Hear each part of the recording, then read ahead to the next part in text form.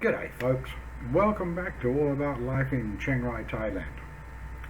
Today I want to talk to you about something I discovered the hard way, which is typical in Thailand. It's not common they tell you what they're going to do.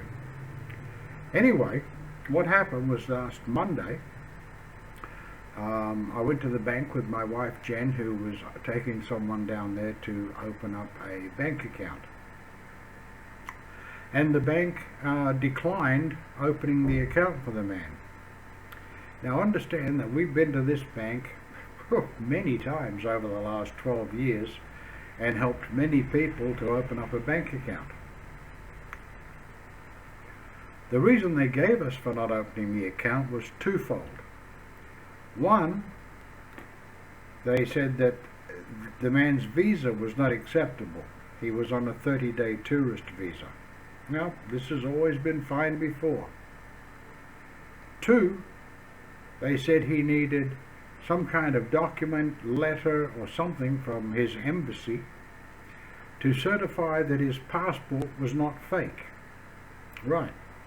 Now, the silly logical me said to the bank person, that's really hard to understand. How can this man fly into Suvarnabhumi airport, present this passport, immigration run it through their scanner, they decide he's okay, and put a stamp in it, and you want me to tell you that the passport is real? Yep, that's what they said. And so we went on our merry way. In the meantime, afterwards, I contacted many banks and inquired as to what their requirements were for opening an account. And apparently there has been a change. But I think there's a bit of confusion also. So anyway, what I was told was that to open a bank account, and I got this in a documentation, in an email, sorry, from a few banks, and I will not name the bank because that this might simply be an accident. And I'll tell you what I think it is. Anyway, this is what I got from the bank. In order to open up a bank account, you will need one of these forms that are listed on the screen now: a passport, a travel document for aliens, a certificate of identity, and a temporary passport. Okay, I understand passport and temporary passport, but I'm not too sure what a travel document for aliens is, and I'm not sure what a certification of identity is, nor where to get one. They'll also need a document from what's on the screen now. They need either a non-immigrant visa, OX or OA, or a visa for retirement in Thailand. Now, that confuses me too, because that's what an OX and an OA is. They're visas to retire in Thailand. Or a non-immigrant or long-stay visa, along with a reference letter issued by your embassy. Now, I've contacted the Australian embassy, and they've told me they don't know anything about any reference letter issued by the embassy. But anyway, you probably won't need that. The next one of your possibilities on this list is a long-term resident visa.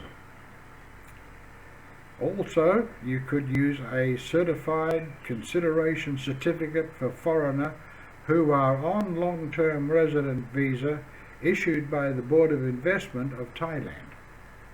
Well, that one you're probably going to need a work permit and a job to handle that.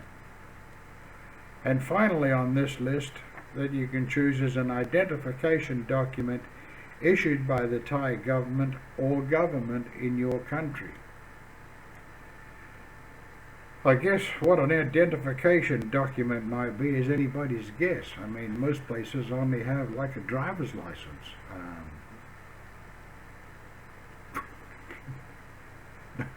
And a passport. What else do you use to identify yourself? Well, I suppose some places might have identity cards, but, well, like Thailand has an ID card. Australia doesn't have ID cards. I don't think the USA has ID cards. I'm sure the UK doesn't have ID cards. So I don't know. You know, maybe it's people from Malaysia or China or whatever.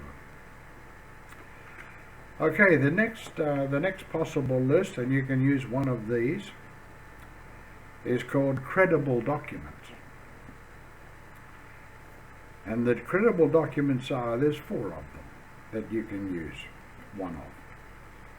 A document showing your residential address in Thailand. Well, there's a no-brainer. That's either your lease, your condo ownership title certificate, or maybe the address where you're living with your Thai wife who will assert to your address. Or you could use a reference letter issued via SWIFT Authenticate or Notary Public. Now, I'll be honest, I have no bloody idea what that is. I thought SWIFT was a banking transfer facility. Via SWIFT Authenticate or Notary Public. Very, very confusing. A reference letter issued by the embassy. Or a reference letter for the membership of Long Stay Co. Limited in Thailand. Then there was a note at the end of the list that said, if you have 2 additional identification documents out of the list, credible documents will not be required. So if you can deal with everything in the first 2, you're done. And the branch manager might review your documents again as a special circumstance. Okay. Now, I contacted the Australian embassy.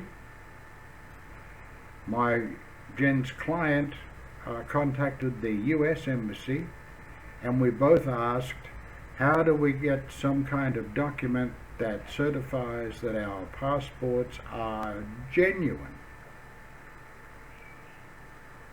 They both basically said the same thing, which is, oh, we don't know.